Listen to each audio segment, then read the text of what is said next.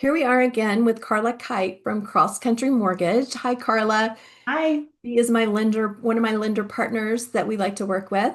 And we are just going to be talking just about the market in general today. We've usually when we get on these calls, we have a conversation before just to figure out, what's the best thing to talk about. And she brought up a good point today just about how some people are really wanting to, not necessarily her divorcing clients, but regular buyers and sellers are wanting to sell after they buy a house. So she's going to talk a little bit about what are some strategies that they can use to do that. And then after we go through that a little bit, I will give you a little bit of a market update.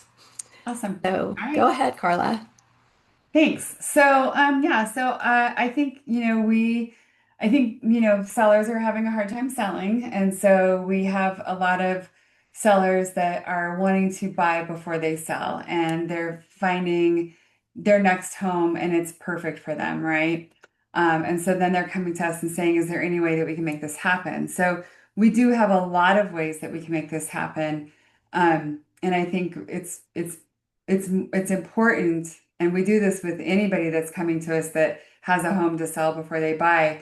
We work through the numbers and figure out if it's even possible because we know that it can come down to this.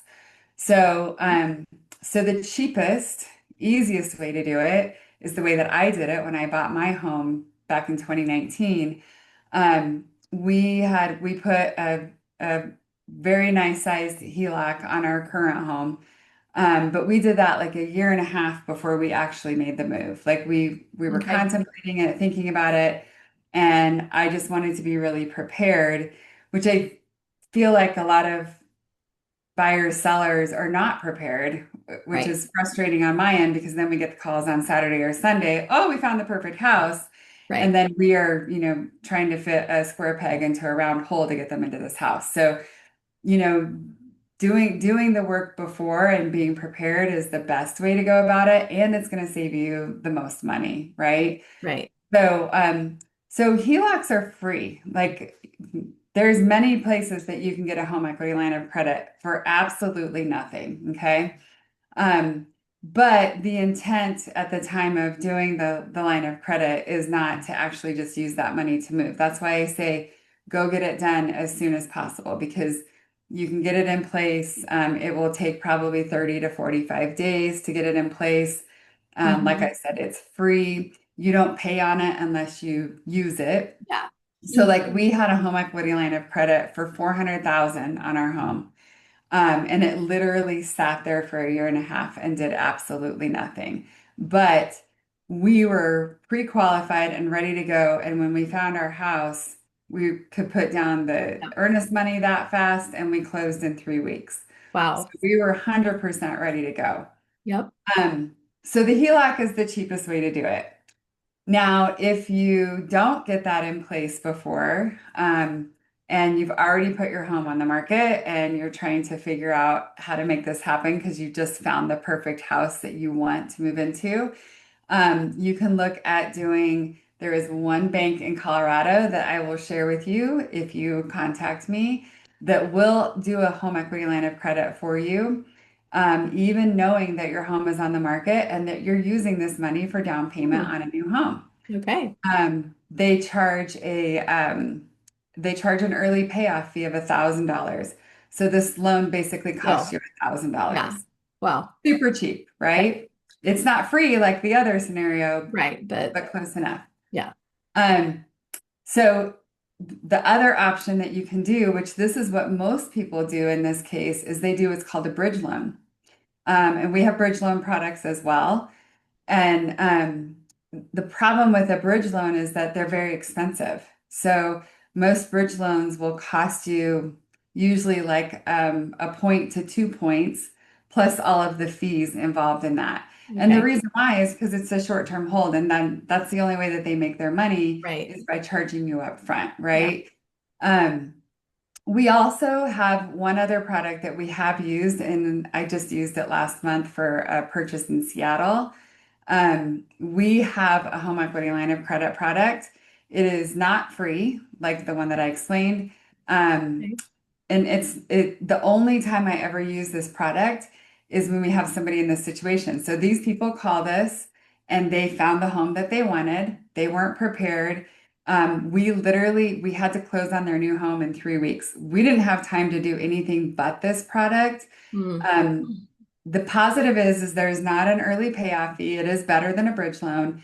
Um, but there are upfront fees on it. So if Okay. you compare that to the $1,000 early payoff, it's similar. Our product is a little bit more expensive, but the beauty of our product is that it funds in 5 to 7 days.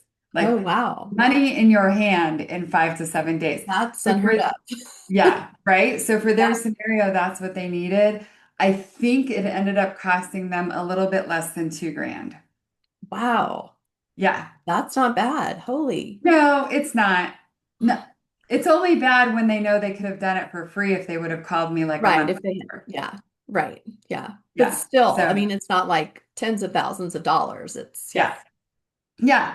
And so Okay. like keep in mind all of those scenarios that I just told you about, you have to have a very good income because you have to qualify for your current payment, your home Right. equity line of credit payment, or bridge loan, whatever you have in place there, and your new payment. So you have to qualify for all of that. So obviously that doesn't work for everybody because they can't qualify for all of that. Right. So we do have some other products that we can utilize that actually negates the payment on their current home. So that Huh. only what they're qualifying for is just the payment on the new home. So for how That, long though? Like it negates, so it doesn't take into consideration. That's what you mean when you say it negates. It doesn't take into consideration that they're having to pay on their current home. It's just right, looking at the new home. Okay. right, Got it. because this is a third party vendor that basically comes in and they basically write a cash offer on the house, which allows us to not count it against you moving Right. forward. And they can basically, if your home doesn't sell in the next like 60 days, Mhm. they will actually purchase the home from you. Huh. But the cost for that it's a lot. I mean, Okay. it's a percentage of the sales price of the property, and I can't recall off the top of my head exactly what Right. it is. We've had one client use that, and it cost them almost 20 grand. So That's that's a expensive. big difference. Yeah, that is a big difference. Yeah, yeah.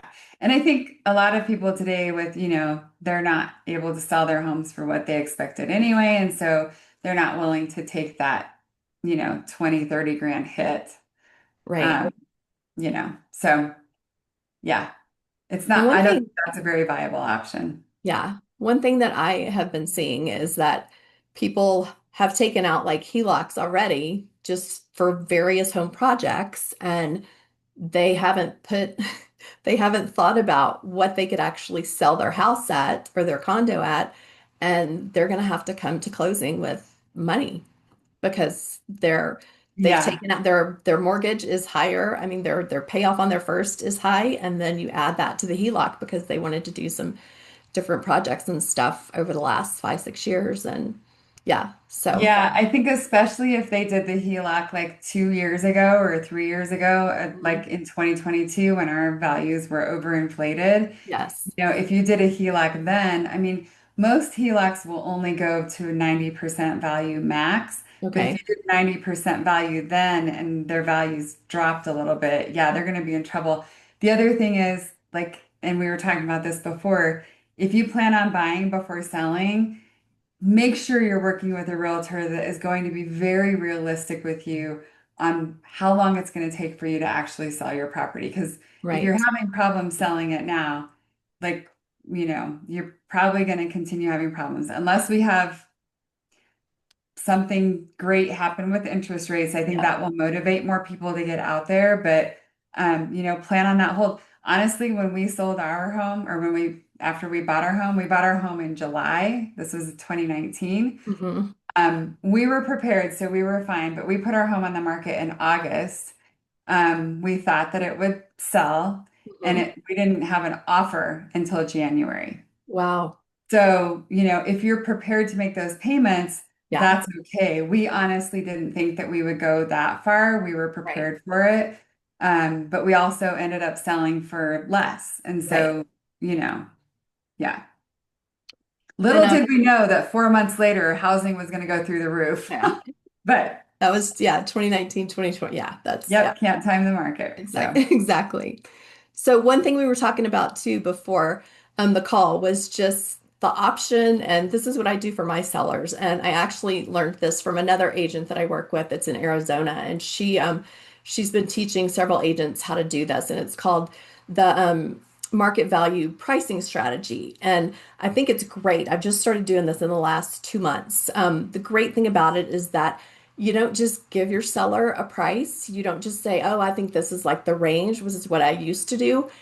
There's actually three different options. You can do a under market value, you could do a market value, and then you do what we call the push price. And the push price is a little higher than what you might recommend that they go on the market, but all sellers want to know how much they can really get. And so a lot of sellers are not willing to go at market value. yeah, So again, if they want to do that, there's a little bit of a caveat with that. I always recommend that if we haven't had the interest, we haven't had the showings and that kind of thing within the first couple of weeks, that we probably need to adjust the price. But yes, giving them those options so that you can tell them, hey, this is what I would recommend. These are your three different options. If you want to create a lot of buzz around your house and maybe multiple offers, go with the under market value. But again, I think it's important to show them, which I'm doing now, is showing them their seller net sheet because I add in all of the title fees, I add in all of the I closing love that. costs and all that kind of stuff. So it's Hmm. like a total Google spreadsheet that they can look at, and I do a video with it. So I'm like educating them and showing them how I came up with the prices based on like all the tools that I'm using. So anyway, it's just been a really great way to better educate my sellers on where to put your price, where to set your Yeah. list price, and that kind of thing. But I think like what's really important there too is that you're helping them understand truly how they're coming out. I can't tell you how many buyers that are also selling come to me and have no idea what they are going to net from their sale. And they're already listed, like they're Yeah, already on the yeah, market. yeah. And I'm like, okay, well, what is your agreement with your realtor? And they don't even know that half the time because I can usually back into some stuff for them. Sure. But Yeah. sometimes I just get frustrated and I'm like, you know what? Go to your realtor and ask them for this because they should be providing Yeah. it to you. You I should be mean, giving them a net that's sheet for sure. that's great service, Yeah. right? Right. So Right. yeah, I think like you're really showing your value there for Yeah. sure. And when I've been doing that the last few months, all of my sellers have gone, wow. And I've had most of them per pick the market value price. I'm thinking one of them might be picking the push price, one of my next sellers. But anyway, I just feel like that's just, I don't know, it just gives them options. And this one couple that I just talked to last week, I gave it to them and they were like, we did a Zoom call, we're on the phone, and they're like, we have questions about this. And I'm showing them the comparables. Like I'm putting them in a spreadsheet to show them these are the things, the values that I got. And this is, how it compares to your house based Yeah. on the fact that it's the size, the lot size, the bedrooms, the baths, all that kind of stuff. So it's giving them data to look at and it's Yeah. just helping them feel a lot more empowered. So yeah. I think that's wonderful. Yeah. Yeah, So it's been good on great you for to doing thank that. you. Yeah. Thanks. Yeah. So, as we're talking just a little bit more about the market, I have noticed just in my area, again, Carla is more in Denver Metro and I'm more up north in Boulder County. But I have noticed that there are more listings coming on the market, which is good for buyers. Interest rates Yes. are still a So little good. higher than what we wanted to see them. So, there's still not a ton of buyers wanting to buy right now.